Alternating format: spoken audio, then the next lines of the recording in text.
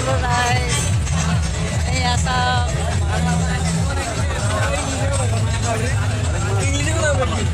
ইমান ভক্তি ইয়াত চাই পেলাই একদম মনটো শান্তি লাগি যায়। সকলোৱে যেন বলে বাম কৰি আমাৰ শিৱ দেৱতাক সন্তুষ্ট কৰি আছে। ইমান ভাল লাগিছে।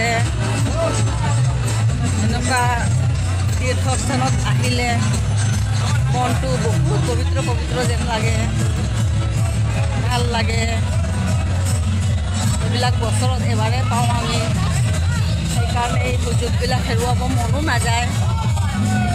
আশা কৰোঁ অহা বছৰতো যদি ভগৱানে ভালে কুশলে ৰাখে তেনেহ'লে আকৌ দৰ্শন কৰিবলৈ আহিবলৈ চেষ্টা কৰিম। এয়া আমাৰ মন্দিৰ, এয়া সকলোৱে পূজা কৰি আছে। আৰু এয়া আছে, এয়া আৰু এটা মন্দিৰ আছে আমাৰ। এয়া দেখিছে ৰাইজ, এয়া হৈ গ'ল আমাৰ ৰেংবেং স্থিত মহাদেৱ বাবাৰ মন্দিৰ। সকলো ভক্তসকল ইয়াত নিজৰ শান্তি কামনাৰ কাৰণে পূজা কৰি আছে। ময়ো ভগৱানৰ ওচৰত প্ৰাৰ্থনা কৰিছোঁ যে আমাৰ গোটেই আমাৰ ভাৰতবৰ্ষ, আমাৰ অসম, আমাৰ কাৰ্বি আংলং শান্তিপূৰ্ণভাৱে যাতে থাকে, ভগৱানে আশীৰ্বাদ কৰক, যাতে আমাৰ দেশত কোনো অশান্তি সৃষ্টি নহয়, ভালে ভালে সকলো ৰাইজে থাকক, তাৰে কামনা কৰিছোঁ ময়ো ভগৱানৰ ওচৰত।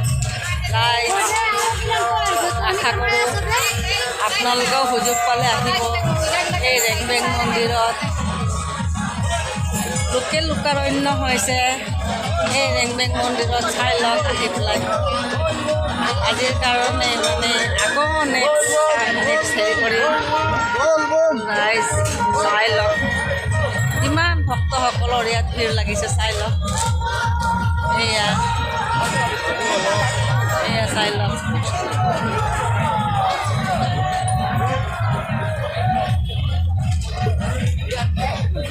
ওম নমঃ শিৱায়, ওম নমঃ শিৱায়, ওম নমঃ শিৱায়।